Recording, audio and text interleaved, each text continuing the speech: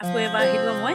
এইবাৰ আমি শ্ৰী শ্ৰী মাজুলী শ্ৰী শ্ৰী চামগুৰি সত্ৰলৈ আহিছিলোঁ। মই চামগুৰি সত্ৰত কি হৈ আছে মই আপোনালোকক ভিডিঅ' আকাৰে সকলো দেখুৱাই আছোঁ।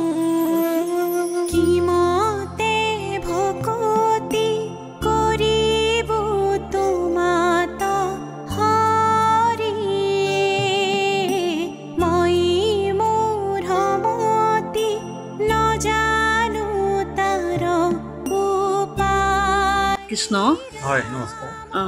আপোনাৰ এই সত্ৰখনৰ নাম কি আছিলে? আমাৰ এখন হ'ল চামগুৰি সত্ৰ। হয় নেকি? এই সত্ৰখন হ'ল 1663 খ্ৰীষ্টাব্দ আহোম ৰজা চক্ৰধৰ সিংহই প্ৰতিষ্ঠা কৰা সত্ৰ। আৰু তেতিয়াই প্ৰথমজন সত্ৰাধিকাৰ আছিলে চক্ৰপাণীয়াতা। সেই চক্ৰপাণীয়াতাৰ ওচৰত ৰজা চক্ৰধৰ সিংহই ফোন লৈ সেই সত্ৰখনি প্ৰতিষ্ঠা কৰিছিল।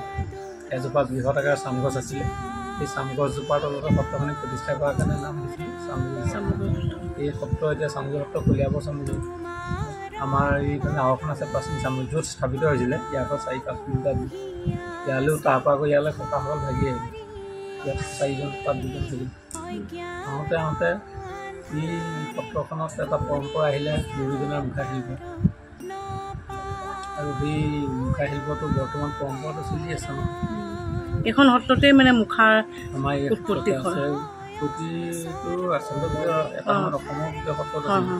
কালক্ৰমত কিছুমান সত্ৰত হেৰাই গ'ল। আমাৰ সত্ৰত জীয়াই ৰাখিলে আমাৰ পিতৃ পিতামহসকল। পিতৃ পিতামহসকলৰ পিতৃয়ে ল'লে। পিতৃৰ দিনত মুখাশিল্পটোৱে স্বীকৃতি পালে ৰাষ্ট্ৰীয় পৰ্যায়ত। তাৰপিছত বেছি বিখ্যাত হৈ গৈছিল।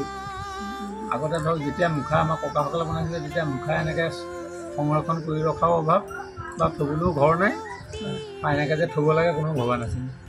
কিন্তু পিতৃ এৱাৰ্ডটো পোৱাৰ পিছত যেতিয়া বিশ্বৰ লোক আহিব ল'লে মুখা বিচাৰি, ক'ত পালে বোলে চামগুৰি সত্ৰ সংগীত একাডেমী। সেই তেখেতক চাবলৈ আহোঁতে যেতিয়া মুখা শিল্পটো এটা মানে আমি মিউজিয়াম টাইপত কৰিব লাগিব। প্ৰথমতে সৰু ৰুম এটাত কৰিলোঁ, তাৰপিছত দেখিলোঁ মানুহৰ জনসমাগম দিছিল, তাৰপিছত এই ঘৰটো বনালোঁ। এতিয়া বিশ্বৰ লোক আহে ইয়াত চাবলৈ।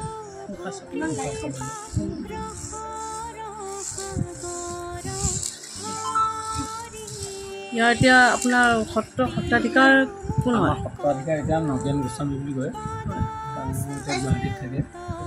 তাৰপাছতে এতিয়া সত্ৰখনত এতিয়া আমি আমাৰ মুখাশিল্পৰ জড়িত মানে মুখাশিল্প চাবলৈ আমি ডাঙৰতে জড়িত। মানে আৰু এটা কথা জানিব বিচাৰিছোঁ মই, মানে মাজুলীত সত্ৰ মুঠতে কেইখন আছে? সত্ৰ মাজুলীত থাকোঁতে আপোনাৰ 33খনমান আছে। এতিয়া এটা সময়ততো 70-80খন আছিল। কিন্তু সেই সময়ত যিবিলাক সত্ৰ আছিলে চব ব্ৰহ্মপুত্ৰৰ বুকুত যা হ'ল। দিহিঙীয়া দিবাঙে গ'ল। অসমৰ বিভিন্ন ঠাইত পাব। এতিয়া গৈ 33খনমান আছেগৈ। 33খনো এতিয়া মানে যাওঁ কেইখন সত্ৰ। এতিয়া এই 33খনৰ ভিতৰত মূল এতিয়া 8খন সত্ৰ যেনিবা বিশ্বৰ লোক আহিলে চাবলৈ আহে। যেনে আমাৰ এতিয়া চামগুৰি সত্ৰ, তাৰপাছতে দক্ষিণপাট, তাৰপাছতে এইফালে ভোগপুৰ, তাৰপাছতে বেঙেনাআটি, তাৰপিছতে উত্তৰ কমলাবাৰী, নতুন কমলাবাৰী, আউনীআটি, গড়মূৰ। এই 8খন সত্ৰ যেনিবা এতিয়া মানে আছে আৰু ইয়াতে চাবলৈ আহে। যিবিলাক সত্ৰত ইমান মানে কলা কৃষ্টি কম। পাকা সত্ৰ নিচিনা মুখা এনেকুৱা কিবা কলা কৃষ্টি সেইটো কম থাকে। সেইকাৰণে তাত চাবলগীয়া উঠি নাই। ধন্যবাদ, আপোনাৰ পৰা কিছু কথা শিকিলোঁ। তো আমি আহিছোঁ এতিয়া। কৃষ্ণ।